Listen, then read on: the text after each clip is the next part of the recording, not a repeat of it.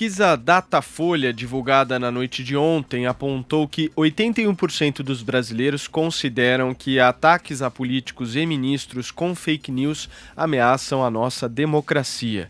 Já para 17%, a divulgação de notícias falsas envolvendo políticos e ministros do STF não ameaça a democracia. Outros 2% resolveram não opinar sobre o tema.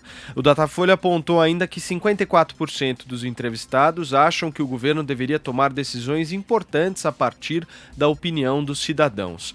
Para 42%, as autoridades deveriam ouvir mais os técnicos e especialistas. Outro ponto destacado pela pesquisa foi a opinião dos brasileiros sobre movimentos sociais. 84% disseram que movimentos sociais precisam respeitar a lei e a ordem para reivindicar seus direitos e os outros 14% discordaram. O levantamento foi feito com 2.016 pessoas por telefone nos dias 23 e 24 de junho e a margem de erro da pesquisa é de 2 pontos percentuais para mais ou para menos. Vou continuar com você, Josias de Souza.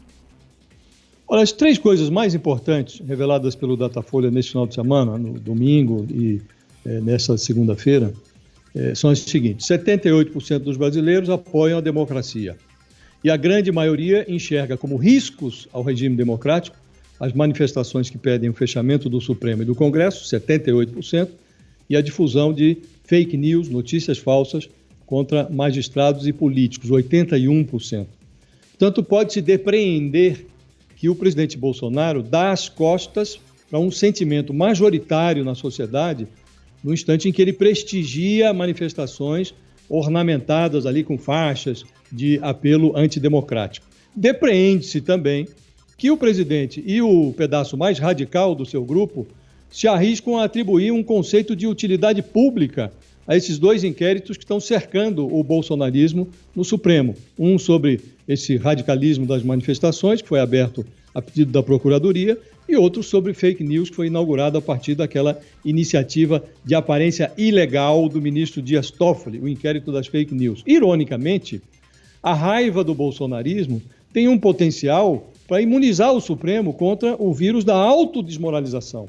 No momento, está se discutindo o que parecia indiscutível, que é a democracia, e deixa-se em segundo plano um debate sobre a notável sequência de decisões deploráveis que o Supremo Tribunal Federal tomou.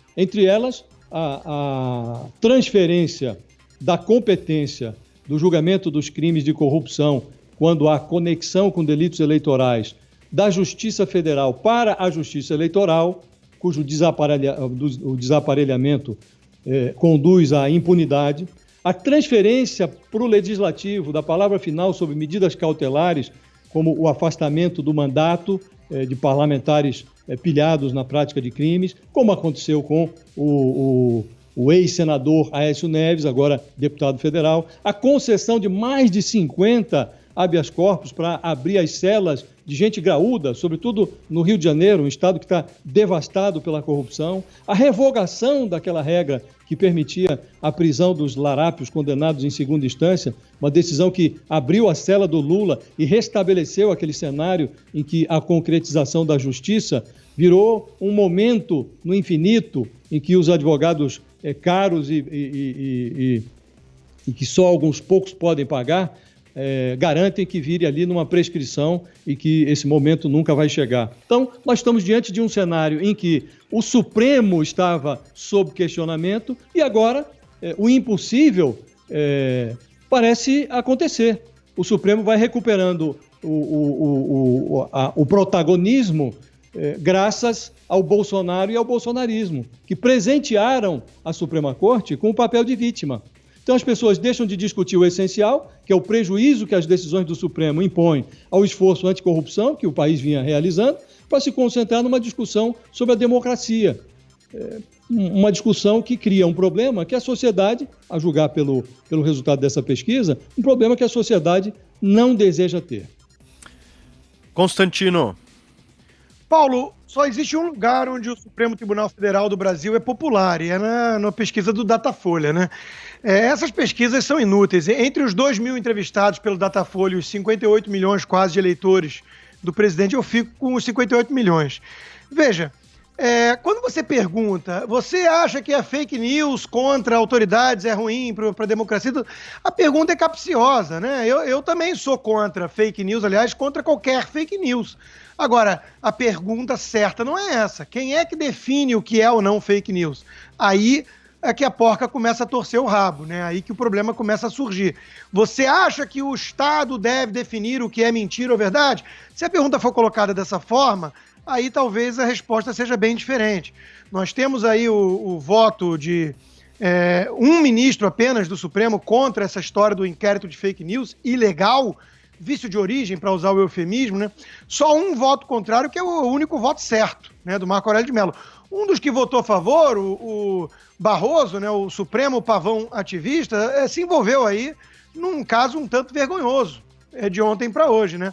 Ele curtiu uma reportagem da revista Isto É, em que dava aspas ao deputado Kim Kataguiri, dizendo que o presidente só não fecha o STF e o Congresso porque não tem o apoio popular ou dos militares para tanto. E ele curtiu essa mensagem. Eu e muitos outros pontuamos o absurdo da coisa e ele veio a público se desculpar, mandou uma mensagem direta para mim, inclusive agradecendo por ter alertado ele, né? E a imprensa toda ecoou o pedido de desculpas, né? É um salvo-conduto danado, um duplo padrão, imagina se não fosse progressista. Imagina se fosse um Bolsonaro curtindo uma mensagem com uma acusação gravíssima dessas e leviana e irresponsável, né? Do outro lado.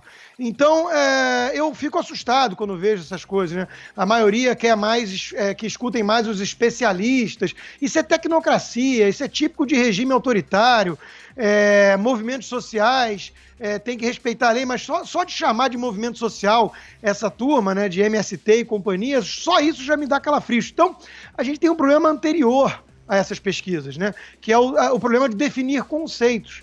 Por exemplo, 74% é a favor da democracia.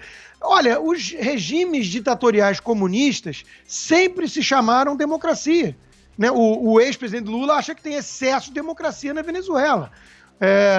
A República, a Coreia do Norte se diz uma república democrática, como todo regime comunista, sendo que todo mundo sabe que o comunismo é incompatível com a democracia. Não existe socialismo democrático, só na sigla do PSOL, né, que defende a ditadura cubana e a ditadura venezuelana. Então, tudo isso é uma zona, é uma completa confusão conceitual, a forma capciosa de perguntar, e aí vai ajudando numa narrativa que boa parte da imprensa adota, porque não suporta este governo eleito, com quase 52 milhões de votos, para pintar o governo de golpista e antidemocrático, e o STF, vejam que ironia e que piada, como o guardião da democracia. Sai da bolha, sai do Datafolha, sai das redações da mídia e vai escutar lá fora a opinião verdadeira, não dos 2.000 entrevistados pelo Datafolha, mas do povo, e aí você vê um resultado diametralmente diferente, né? O STF não goza de nenhuma credibilidade e hoje a imensa maioria sabe que a grande ameaça à democracia no Brasil vem dos arroubos autoritários e arbitrários de figuras como Alexandre de Moraes. Você, Thaís? Paulo, ao contrário do Constantino, eu acredito em pesquisas. Acho que elas ainda são uma das melhores ferramentas para aferir certos humores, certas tendências. Eu acredito em pesquisas mesmo quando elas dizem coisas desagradáveis ou coisas com as quais eu não concordo. Não é o caso dessa. Essa é uma boa pesquisa, quer dizer, uma boa resposta, né? Imagina, 81% das pessoas dizem que fake news é uma coisa ruim, democracia é uma coisa boa, demonstra apreço pela democracia, só que eu concordo com o Constantino que essa pergunta em especial pode ter um viés que torna o resultado discutível. Eu me lembrei aqui de uma vez que eu entrevistei uma escritora chinesa, ela escreveu um livro de muito sucesso que se chamava As Boas Mulheres da China, o nome dela é Xin He. Ela me contou uma história que foi assim, ela entrevistou uma camponesa lá na região de Hunan, que é a região onde nasceu Mao Tse-tung, uma camponesa de um campo de arroz, e perguntou para ela o que ela escolheria se ela, a escritora, oferecesse para a mulher 3 coisas. Então ela falou assim, a senhora escolheria liberdade e democracia, ou marido e filhos, ou terra e dinheiro. Aí a mulher olhou para ela com uma cara assim, tá tentando me enganar, né? E respondeu assim, respondeu que marido e filhos ela já tinha, era a vida dela, era aquilo lá. terra e dinheiro era coisa de homens, não era coisa para a mulher meter o bico, era um assunto de homens. Mas aí, quanto custa essa garrafa de liberdade? Aí a escritora falou, que garrafa de liberdade é essa? Aí a Xin Han se tocou que em chinês a palavra para óleo, que é yu, soa muito parecida com a palavra liberdade, que é zhu, com Z no começo. É yu com Z no começo.